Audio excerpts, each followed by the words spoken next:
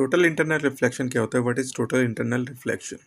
तो total internal reflection समझने के लिए हमें अ, जो कंडीशन चाहिए वो हमारा डेंसर मीडियम चाहिए एक हमारा रेयर मीडियम चाहिए।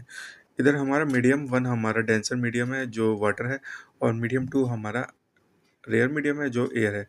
अब मान लीजिए कोई भी लाइट रे वाटर से जब एयर की तरफ जा रही है, यानी डेंसर मीडियम से रेयर मीडियम में जा रही है, तो जो एंगल ऑफ रिफ्लेक्शन है वो थोड़ा सा नॉर्मल से अवे हो जाएगा, यानी कि रिफ्लेक्टेड रे है वो नॉर्मल से थोड़ी सी दूर बेंड हो जाएगी।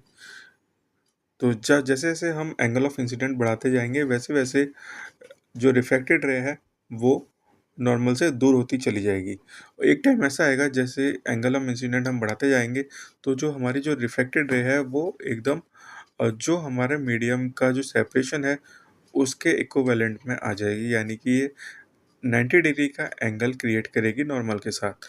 इसी एंगल को हम क्रिटिकल एंगल बोलते हैं। अब जैसे जैसे हम एंगल ऑफ इंसिडेंट बढ़ाते जाते हैं, वैसे वैसे एक टाइम बाद क्या होगा, जैसे एंगल ऑफ इंसिडेंट हमारा क्रिटिकल एंगल से ज़्यादा हो जाएगा, तो जो रिफ्लेक्टेड रे है वो सेम मीडियम में वापस रिफ्लेक्ट बैंड हो जाएगी। तो इसी चीज़ को हम टोटल इंटरनल रिफ्लेक्शन बोलते हैं, क्योंकि जो इंसिडेंट रे है वो सेम मीडियम के अंदर रिफ्लेक्ट बैक हो गई है। यहाँ पर दो कंडीशन होती है टोटल इंटरनल रिफ्लेक्शन की। पहला, जो लाइट ट्रेवल कर रही है वो डेंसर मीडियम से रेयर मीडियम में ट्रेवल करनी चाहिए। दूसरा, जो एंगल ऑफ इंसिडेंट है वो क्रिटिकल एंगल से ज़्यादा होगा। तो जब ये दो कंडीशन मीट होंगी तब टोटल इंटरनल रिफ्लेक्शन होगा।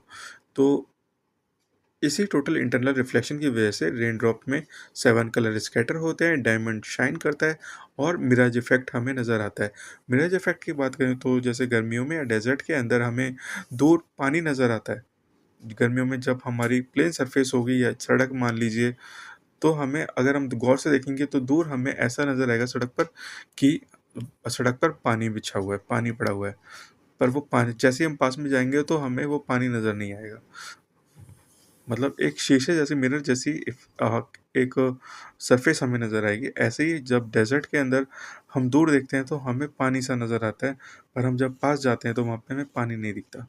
यही मिराज इफेक्ट होता है। ये टोटल इंटरनल रिफ्लेक्शन की वजह से होता है। टोटल इंटरनल रिफ्लेक्शन का फॉर्मूला होता है N/N2। N1 हमारा रिफ्रैक्टिव इंडेक्स है हमारा डेंसर मीडियम के लिए, और N2 हमारा रिफ्रैक्टिव इंडेक्स है हमारा रेयर मीडियम के लिए।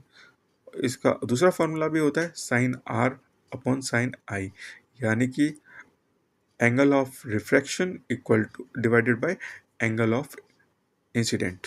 क्रिटिकल एंगल की बात करें तो sine theta equal to N2/N1। तो ये था total internal reflection. I hope आपको समझ में आया होगा।